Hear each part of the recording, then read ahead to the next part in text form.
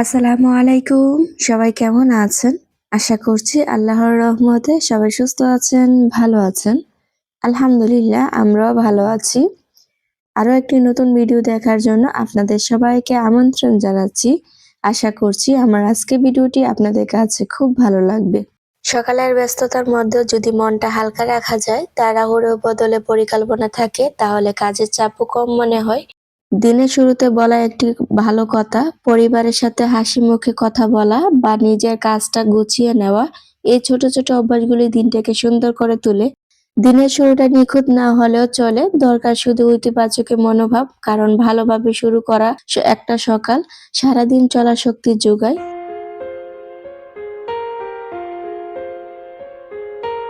বাচ্চারা যখন মাদ্রাসা থেকে রুমে আসবে তখনই প্রশ্ন করবে, আম্মু আজকে কি নাস্তা বানিয়েছো? এই প্রশ্নটা শুনে না তখন আর উত্তর দিতে একদম ইচ্ছে করে না। কারণ যখনই বাচ্চাদেরকে একটু ভালো মন্দ বানিয়ে দিই তখন বাচ্চারা খুশি মনে খেয়ে ফেলে। আর যখন একটু ওদের পছন্দ না হয় তখন না খাবার খেতে একদমই ইচ্ছে করে না। তখন ওরা বসে থাকে, একজন শুয়ে থাকে। একটু মনটা অনেকটা খারাপ করে ফেলে। আজকে যখন এসে দেখবে ওদের পছন্দ মতো নাস্তা বানিয়েছি তাহলে কি যে পরিমাণ খুশি হবে। তো তাদের খুশি দেখেই কিন্তু আমার মনটা ভরে যাবে। তখন আমার সার্থক হবে যে আমি কষ্ট করে যে বানিয়েছি, কষ্টের ফল তবে পেয়ে গিয়েছি।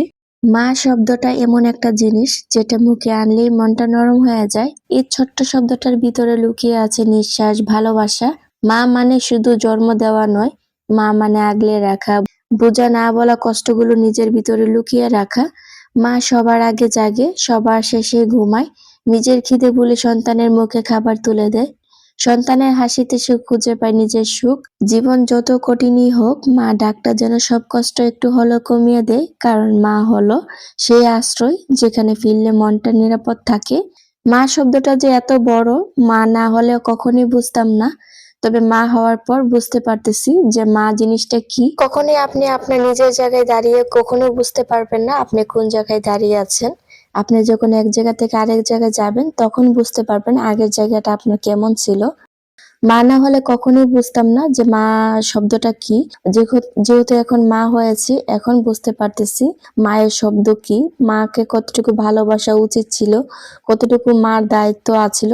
এখন আমি যেহেতু মা হয়েছি, আমিও চেষ্টা করি আমার বাচ্চারা কিভাবে সুস্থ থাকবে, কিভাবে ভালো থাকবে, কোনটা খেতে পারবে, ওরা আমার কাছ থেকে কি চায়।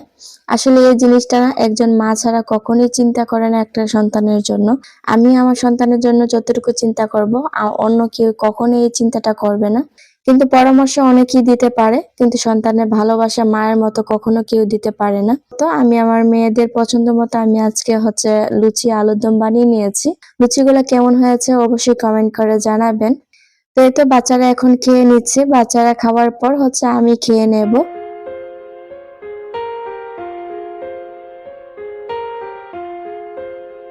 আমার ভিডিওতে এ পর্যন্ত যারা এখনো আছেন, লাইক দিতে যদি কেউ ভুলে যান প্লিজ একটা লাইক দিয়ে দিবেন।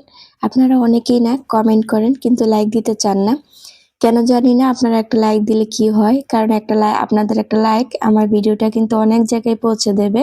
আপনারা যে আমাকে এত এত ভালোবাসা দিচ্ছেন এটাতেও কিন্তু আমি অনেকটাই খুশি। আমি আমার মিষ্টি মিষ্টি আপুদের কাছ থেকে মাশাআল্লাহ কত সুন্দর সুন্দর কমেন্ট পাই। এই কমেন্টগুলো পেয়ে কিন্তু আমার মনটা ভরে যায় যে আপুরা আমাকে কত ভালোবাসা দিচ্ছে, কত পছন্দ করতেছে আমার ভিডিওগুলা। তো সেটা পেয়ে আমি অনেকটাই খুশি। তারপর আমার চ্যানেলে যদি কেউ নতুন হয়ে থাকেন, আমার ভিডিও দেখে যদি আপনাদের কাছে ভালো লেগে থাকে, চাইলে আমার চ্যানেলটি সাবস্ক্রাইব করে রাখতে পারেন। পাশে থাকা বেল অল অপশনে ক্লিক করে রাখবেন, এতে করে আমি যখনই ভিডিও ছাড়বো সাথে সাথে নোটিফিকেশন পেয়ে যাবেন। আর আপনি যদি এই কাজটি আরো আগে করে থাকেন তাহলে আপনাকে অসংখ্য ধন্যবাদ। এখানে কিছু ঘর সাজানোর জন্য কিছু আইটেম এনেছিলাম, তো সেগুলো আজ আপনাদের সাথে শেয়ার করছি। আর এখানে কিছু মেরুট ছিল, তো সেগুলো রং করা হয়নি। তো প্রথম বক্সটাতে রং শেষ হয়ে গিয়েছে, তাই আমি আরেকটা বক্স ওপেন করে নিয়েছি। এই বক্সটা এখন নতুন এসেছে, আগের বক্সটা কিন্তু প্লাস্টিকের ছিল। তো এটা এর নিচেরটা শুধু চাচার, কিন্তু উপরেরটা কিন্তু স্টিল। তো এই বক্সটাও কিন্তু খুব ভালো। আমি মেরুট গুলো রং করে তারপর রেখে দিয়েছি, রংগুলা শুকিয়ে যাক। এর মাঝে আমি দুপুরের রান্নাটা শেষ করে নেব। দুপুরে রান্না করার জন্য আমি এখানে পেঁয়াজ কেটে নিচ্ছি। চলুন কাজ করতে করতে আমি আমার মিষ্টি মিষ্টি আপুদের কিছু কমেন্ট পড়ে নিই। আমার এক মিষ্টি আপু কমেন্ট করেছেন, সিম্পল লাইফ উইথ লিমু আপু কমেন্ট করেছেন, অনেক ভালো লেগেছে, এমন ভালো ভালো ভিডিও আমাদেরকে উপহার দিন ইনশাল্লাহ। তানজিনা আপুকে যেমন ভালোবাসি আপনাকে অনেক ভালোবাসা দিতে চাই আপু, দোয়া রইল। থ্যাংক ইউ সো মাচ আপু এত সুন্দর করে মিষ্টি করে একটা কমেন্ট করার জন্য। আপু তোমার জন্য অনেক অনেক দোয়া রইল। রুমানা আক্তার আইডি থেকে আপু কমেন্ট করেছেন, আপু ফ্রাই প্যান সসপ্যান গুলো কোন ব্র্যান্ডের কিনলে ভালো হবে আর কেমন দাম পড়বে প্লিজ রিপ্লাই দিবেন। থ্যাংক ইউ সো মাচ আপু এত সুন্দর করে একটা কমেন্ট করার জন্য। আপু প্রথমে বলবো, ফ্রাই প্যান বলেন সসপ্যান বলেন যেগুলোই ব্যবহার করবেন না কেন সবকিছু হচ্ছে নিজের কাছে, কখনো যে কোনো কিছু নষ্ট হবে না এটা চিন্তা করা কিন্তু আমাদের একদম একটা ভুল ধারণা। আমরা যেটাই কিনি না কেন, স্বর্ণও কিন্তু নষ্ট হয়, কিন্তু যেটাই কিনি না কেন সেটা হচ্ছে নিজের কাছে, নিজে যেভাবে যত্ন করে রাখবেন সেভাবে ব্যবহার করতে পারবেন। আমি কিন্তু অনেকগুলা ননস্টিক সেট কিনেছি, কিন্তু কোনটা ভালো কোনটা না ভালো সেটা আসলে এখনো আমি যাচাই করতে পারিনি, কারণ হচ্ছে এখনো পর্যন্ত যতগুলা আমি ননস্টিক সেট ব্যবহার করেছি তার মধ্যে হচ্ছে আমি সবগুলোই একই নিয়ম ভাবে ব্যবহার করে যাচ্ছি। তবে এগুলা কোন ব্র্যান্ডটা ভালো সেটা আসলে আমি সঠিক জানি না, কারণ হচ্ছে আমি অনেকগুলো ব্র্যান্ডই ব্যবহার করেছি। তবে সবসময় যেটা করতে পারেন, আপনি যে ব্র্যান্ডে কিনেন না কেন ব্যবহার করার পর সাথে সাথে আপনি যদি ক্লিন করে নেন তাহলে কিন্তু আপনার প্যানটা অনেক দিন ভালো থাকবে। আমি কিন্তু কখনো বাংলাদেশ থেকে ননস্টিক সেট কিনিনি, সবসময় আমি হচ্ছে বাইরেরটা ব্যবহার করেছি। আমার হাজবেন্ড যেহেতু প্রবাসী, আপনাদের ভাইয়া যখনই আসে তখন আমার জন্য এই কিউট কিউট পাতিলগুলা নিয়ে আসে। এই কিউট পাতিলগুলাতে না রান্না করতে আমার কি যে পরিমাণ ভালো লাগে, হচ্ছে এই পাতিলগুলাতে আমি সবসময় রান্না করে থাকি। তবে এই পাতিলগুলা আমি যখনই রান্না শেষ করি তখনই হচ্ছে আমি খাবারগুলা বাটিতে নিয়ে নিই। বাটিতে নেওয়ার পর যখন পাতিলটা গরম থাকবে তখন কখনোই ক্লিন করবেন না, কারণ হচ্ছে যখন গরম গরম পাতিলটা ক্লিন করে নেবেন তখন পাতিলের মধ্যে দাগ বসে যায়। যখন ঠান্ডা হয়ে যাবে পাতিলটা তখন ক্লিন করে নেবেন। আর সবসময় রান্না শেষে ক্লিন করার চেষ্টা করবেন। আপনি রান্না করার পর যদি পাতিলের মধ্যে খাবারগুলা রেখে দেন তাহলে কিন্তু পাতিলটার মধ্যে অনেকটাই দাগ পড়ে যায়, তখন আর ঘষা মাজা করলেও কিন্তু আর পরিষ্কার হয় না। এই পাতিলগুলাতে কিন্তু তারের জালিগুলা কিন্তু লাগানো যায় না, যার কারণে হচ্ছে এই পাতিলগুলাকে এরকম ঘষা মাজা করা যায় না। এই পাতিলগুলাকে আলতোভাবে ঘষে মাজা করে পরিষ্কার করতে হয়। তারপর হচ্ছে আপু পেনগুলা প্রাইসও জানতে চেয়েছিলেন। আপু এগুলা প্রাইস এক একটা এক এক রকম, আপনি যেখান থেকে কিনেন না কেন সব জায়গায় কিন্তু একরকম দাম পাবেন না। তবে এখন কিন্তু একটা সেট বের হয়েছে কিমা, তো সেই সেটটাও আমার কাছে আছে, কিন্তু ওইটা অনেকটা ভালো, ওইটা আমি বাংলাদেশ থেকে নিয়েছি। আপনি চাইলে ওই সেটটা নিতে পারেন, ওইটা অনলাইনের মধ্যে মনে হয় 3700 টাকার মধ্যে বা 3600 টাকার মধ্যে পেয়ে যাবেন, চাইলে আপনারা ওইটা নিতে পারেন। তো এই তো এখন হচ্ছে আমি দুপুরবেলা আজকে বিরিয়ানি রান্না করেছি, বিরিয়ানি রান্না শেষ করে এখন চলে আসলাম আমার ঘরটাকে নতুন ভাবে সাজাবো। সবসময় একই রকম যেহেতু দেখতে ভালো লাগে না, তাই সবসময় চেঞ্জ করি, সবসময় চেষ্টা করি একটু একটু করে চেঞ্জ করে ঘরের লুকটাকে একটু পরিবর্তন করতে। আমার কাছে না এই জিনিসগুলো বেশ ভালো লাগে। এই অনলাইনের স্টিকার গুলা যখন আমি ভিডিওতে দেখতাম তখন ওই ভাবতাম যে এই স্টিকার গুলো আমি কবে হাতে পাবো, কিন্তু ওই যে মার্কেট থেকে নিয়ে আসলাম, আর যে অনলাইন থেকে আনলে না অনেক দামে আনতে হয়, তাই হচ্ছে অনলাইন থেকে আমি এগুলো অর্ডার করিনি। যখনই দেখলাম যে মার্কেটে চলে এসেছে তখনই মার্কেট থেকে নিয়ে আসলাম, আর আনার পরে কিন্তু আমি আমার ওয়ালে লাগিয়ে দিচ্ছি।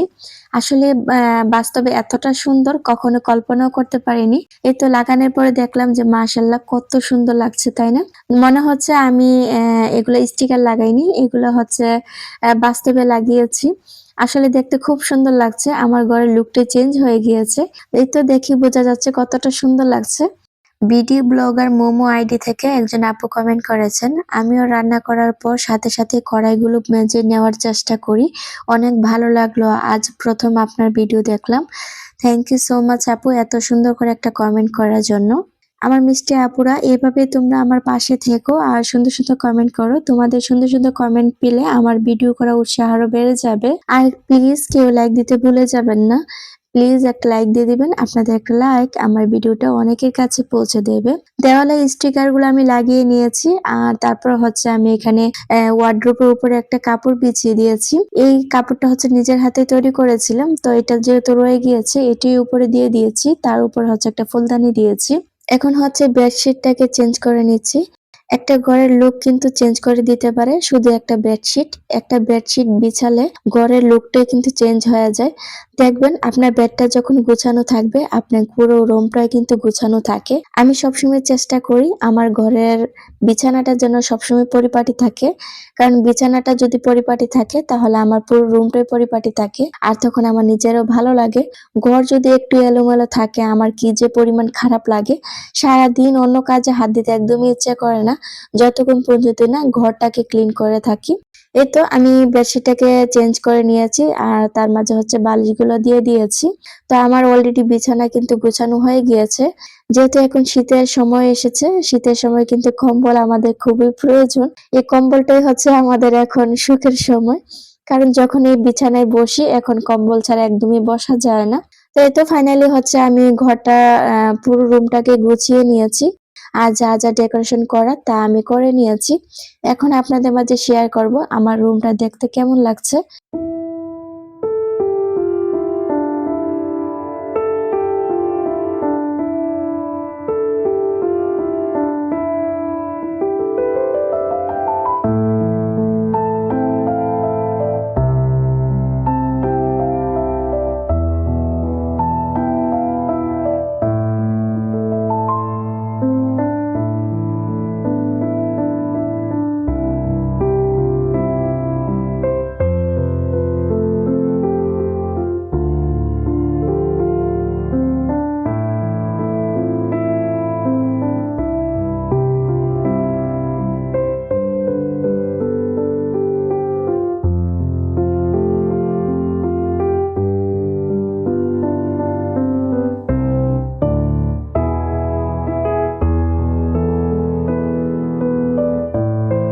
রুম ডেকোরেশন করা কেমন হয়েছে অবশ্যই কমেন্ট করে জানাবেন। তবে আমার স্টিকার গুলা লাগানোর পর রুমটা দেখতে কি আসলে ভালো লাগছে কিনা আপনারা কমেন্ট করে জানালে আমি অবশ্যই খুশি হব। আপুরা যে এত সুন্দর সুন্দর কমেন্ট করেন সেই আশায় কিন্তু আমি চেষ্টা করি আর একটু ভালো করে কোনো কিছু আপনাদের মাঝে শেয়ার করতে। আপনারা সবাই দোয়া করবেন যাতে নতুন নতুন জিনিস আপনাদের মাঝে শেয়ার করতে পারি।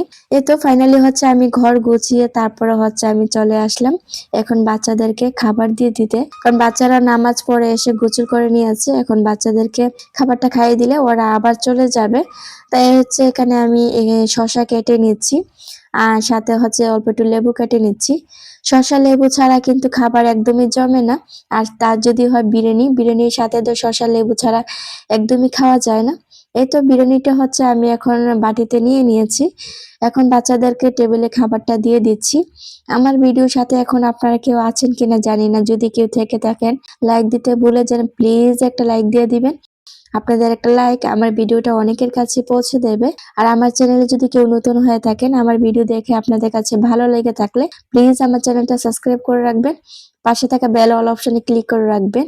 এত করে আমি যখনই ভিডিও ছাড়বো সাথে সাথে নোটিফিকেশন পেয়ে যাবেন। আর আপনি যদি এই কাজটা আরো আগে করে থাকেন তাহলে আপনাকে অসংখ্য ধন্যবাদ। তো আজকের মতো ভিডিওটা এখানেই শেষ করে দেই। আবার দেখা হবে নতুন কোনো ভিডিওতে। সবাই ভালো থাকবেন, সুস্থ থাকবেন। আল্লাহ হাফেজ। আসসালামু আলাইকুম।